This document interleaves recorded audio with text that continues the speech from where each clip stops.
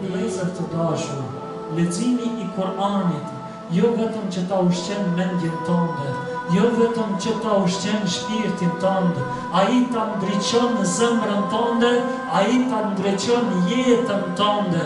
Ndaj vëllezër të dashur, të mundohemi që në këtë muaj spaku të mundohemi pak të formojmë shoqëri me librin e Allahut xhaleshanuhu. E dini që pejgamberi alayhis salam kur i zbriti një ajet prej Kur'anit, i zbriti një ajet prej Kur'anit, edhe tha: "Afamin hadha al-hadith ta'jabun wa tadhakun wa la tabkun." Nga këto fjalë po çuditën, nga fjalët e Kur'anit, edhe po qeshin, po zgërdhihen, e nuk po qajnë lotët e tyre.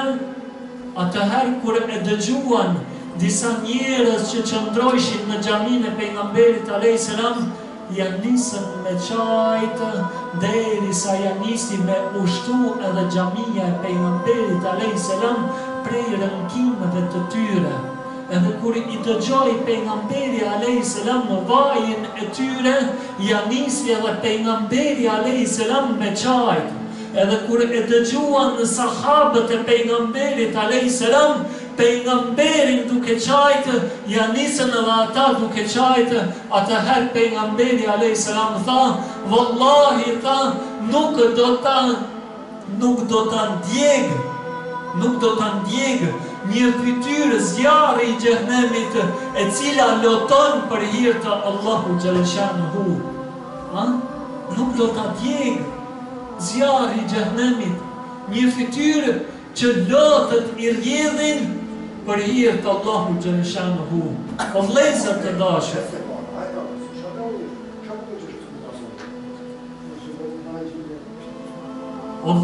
të dashur, neve një therë e vogël me na hin kam, na dolin lët prej dhimbjes.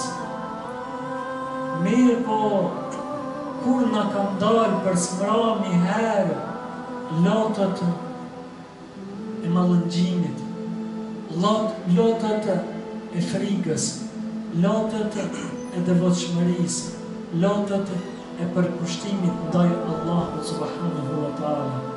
Edhe po e përmbylli me këtë ndodhi që ka ndodhur me Ibn Mesudin. Pejgamberi alayhis salam ju drejtoi Ibn Mesudit edhe i tha: "O Abdullah, tha, më lexo mu diçka nga Kur'ani." Ai tha: "Ja Rasulullah, si mund të lexoj ty kur ty tu ka zbrit Kur'ani? Si mund të lexoj ty, ja Rasulullah?"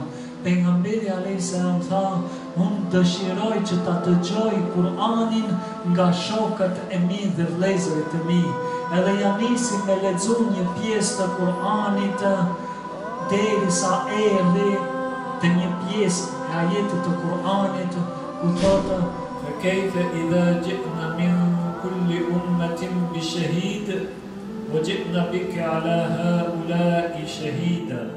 Edhe si do t'jetë gjendja kur çdo ummet do ta ketë ndonjë dëshmitar të tyre, edhe do të bin ty, o Muhammed, dëshmitar për ummetin tënd. Atëherë pejgamberi alayhis salam i tha Abdullah ibn Mesudit, tha: "Ndar më boll, mos lexona." Tha: "Kur e ngrita kokën me pa pejgamberin alayhis salam, lotët syt ju kishin mbushur me lotë." O vëllezër të dashur, unë nuk po tham që ta lexoni Kur'anin që të lotoni, mirë po të lexoni Kur'anin që zemrat e juaja të zbutni, që zemrat e juaja të ndriçoni, që zemrat e juaja të dobisoni, sepse vallahi ai i cili e ka shok Kur'anin në këtë dynja, do ta ketë edhe dëshmitar para Allahut xhaleshanuhu nesër. Mirë po ai i cili e ka shoq shejtanin në këtë dynja, nuk do ta gjej pranë tij nesër kur do del para Allahut xhaleshanuhu. Allahu ju shpërbleft nuk du me I marrë në shumë kohë, inshallah në terapin tjera do të vazhdojnë në këtë ligjërat, mirë po e lusim Allahun xhaleshanuhu që këtë ditë të parë të Ramazanit të na e pranoj, e lusim Allahun xhaleshanuhu që zemrat tona t'i mbush me iman, e lusim Allahun xhaleshanuhu që na e lehtësoj edhe ditë të tjera të mbetura të Ramazanit. Wallahi çdo gjë që e ka fillimin, e ka edhe mbarimin, mirë po ajo që mbetet ose ëmbëlsia e veprës mirë, ose intësia e veprës keqe. Allahu ju nderosh, Allahu ju shpërblet, zilbërë në fesh.